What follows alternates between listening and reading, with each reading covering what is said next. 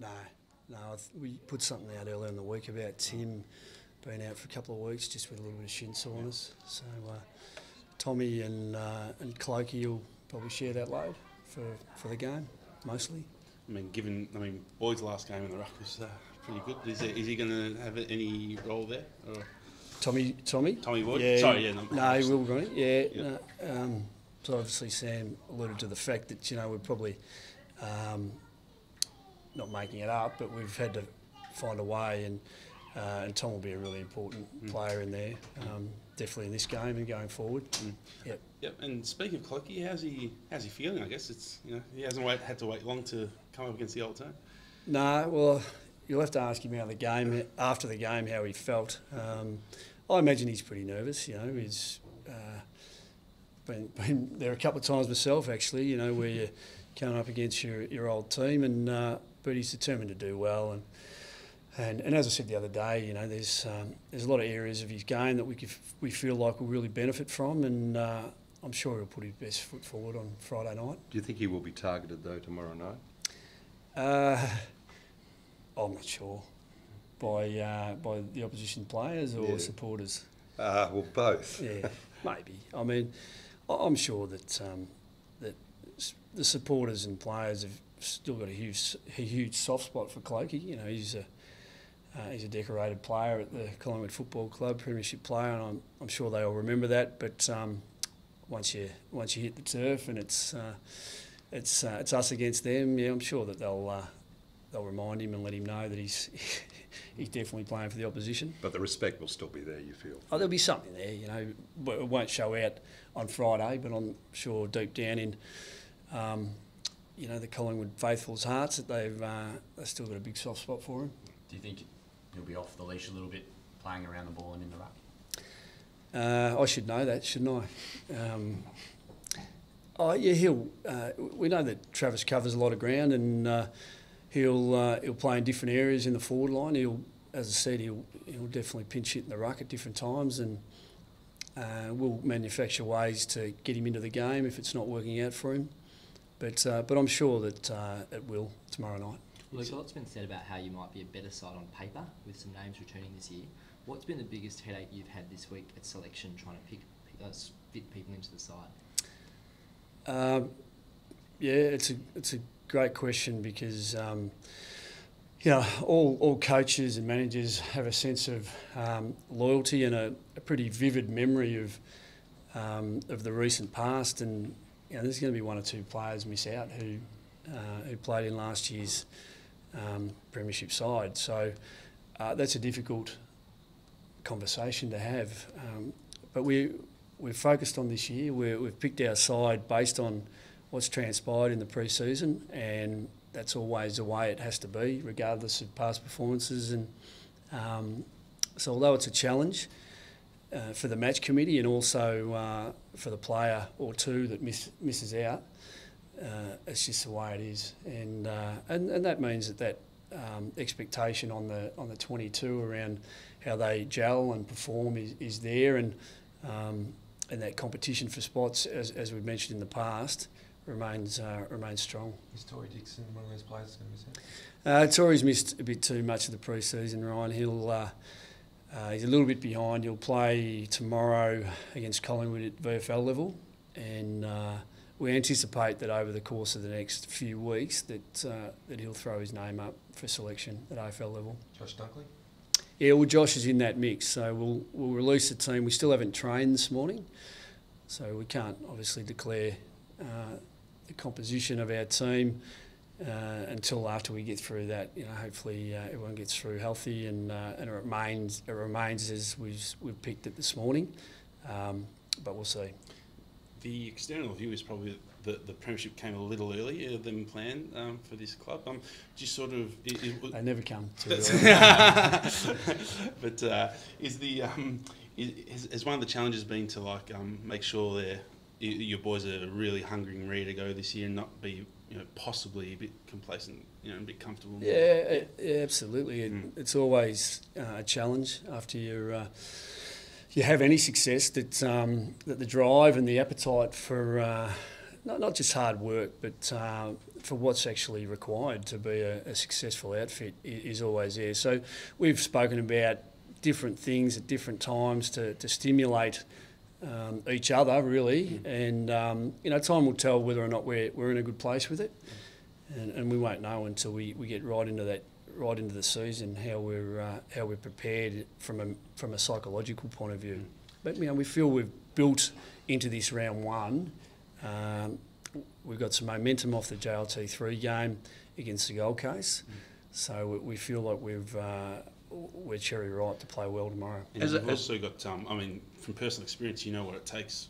Even though it was amateur level, but you've got experience in getting a team up and 3 years in a row. Do you sort of draw on that experience and apply it here as well? Oh, yeah, there's a little bit of that. Yeah. And there's constant change, in those 3 years. There's only 8 players who played in all 3 of those premierships.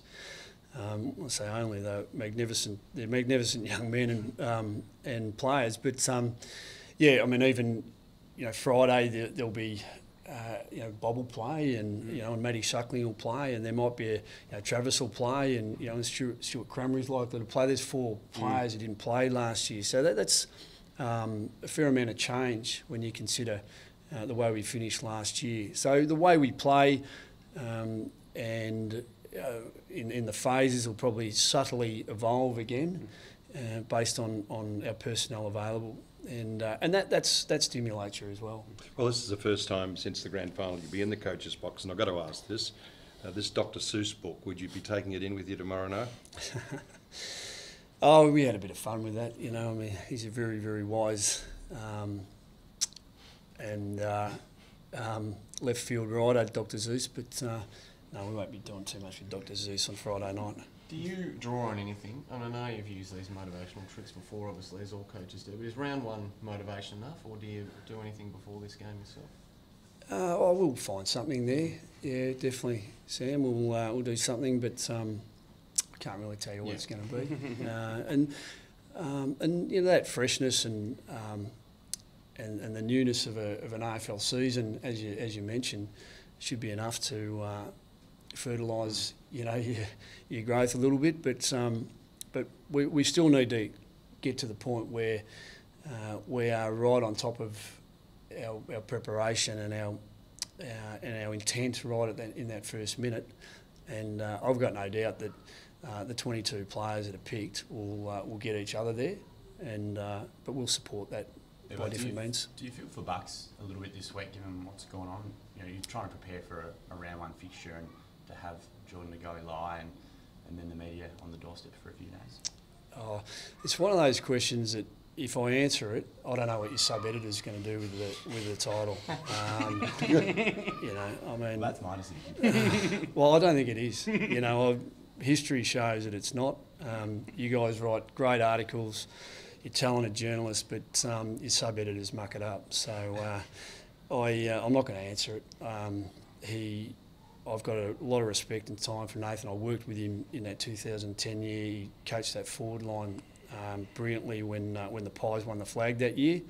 But circumstances at every club, you got to deal with some challenges, and obviously they're facing one at the moment. So, but I'm not going to talk about my emotions around that, because it'll be written up in a way that doesn't gel with the way I think. Can you speak to how important trust is, I suppose, between you and your players then? What do you think? Do I really need to talk about that? Trust is always important in any workplace, but you're going to run into challenges at different times. The generations of players that come through, there's always temptations, and they're susceptible to different things, and you have to manage those from time to time. Regardless of whether or not you trust, I don't necessarily feel like there's a breach or a breaking of a trust when a player gets in a bit of trouble, because they don't owe me anything, but they owe themselves something in this career, this game of football, and their longevity and sustainability in the game is critical to their livelihood. So they owe themselves that. They don't owe me that. So there's a trust which goes both ways, but we accept that things aren't always going to be rosy. Like, what do you see as Collingwood's main strengths? Oh, well, they've got some talent all through their line. So, they've probably lost a handful of midfielders that they may have expected to be available for this round one game. But the mids that they've picked are very talented and influential players. There's no doubt they've got some height and some threats in their forward line, which will be a challenge to combat. And they cover the ground pretty well, the Pies. So, but like us, new season, a lot of unknowns, some new personnel, some changes in system. The variables in the game and the questions around what you're coming up against, they'll be dealing with the same things as us. Can I just quickly ask your feeling on this? Is there any tall poppy syndrome in the handball conversation? What's going on? It's another one of those questions. If I answer that, what's your sub-editor going to do with it? It'd be something like, and look, I'll say, Beveridge thinks that there's tall poppy syndrome, and I'll rephrase. And I'm not saying I'm saying it, but I'm not saying it. So, so if the title goes up, then it'll get us all into a little bit of trouble. But I'd rather not go there. I mean, what do you think? Well, it doesn't really matter what I. Oh, it does. Well, no, You've got an opinion. I'm not the coach. But it matters what. Club. Yeah, I think it's quite flattering that that there's some conversation around it, and some dialogue around how it became a strength of ours. And we worked hard. We worked really, really hard to get to the point where we saw an opening, we saw an opportunity in the game, and we capitalised on it. I said yesterday that at times the adjudication in the game goes one way, it goes the other. But by and large, if you think about the volume and how we're doing it, it only became an issue after one game, and read into that as you will. Just Wallace and Jordan Ruff had it, mate. Mitch is back in almost full training, so he's training with the balls, with the group. Great to see that. Ruffy's still a fair way away. Hard to really give you a read, but he's out jogging very slowly. But he's come along over the last week and a half, which is really promising. But he's still a fair way off playing. Is there any timeline for Mitch at all? Yeah, I think we've brought Mitch in a little bit. We're thinking around about, after that first 5 or 6 games, I think. Time will tell. Hopefully he doesn't have any interruptions between now and then. And just with Jack Redpath quickly, how's he tracking? Good. Yep. Yeah, good. I mean, he was obviously ACL, Mitch broken leg, same game. Jack will be a little bit later, but no, he's going well. He's going well. I heard one of the boys call you Prof. What's all that all about? Sub-editors? No, something will come out later in the day in regards to that. Oh, has it? Yeah. Okay. Well, it's a great privilege and honour to be recognised by Victoria University, and I work closely with the university on some of their programs and subjects and their curriculum, and hopefully we can both benefit from it. What are you a professor of? Can I not talk about any of the detail right at this point in time? But it's an adjunct professorship, so it's as long as the university wants me to be that person. But it is an honour, and I thank the university for bestowing it on me.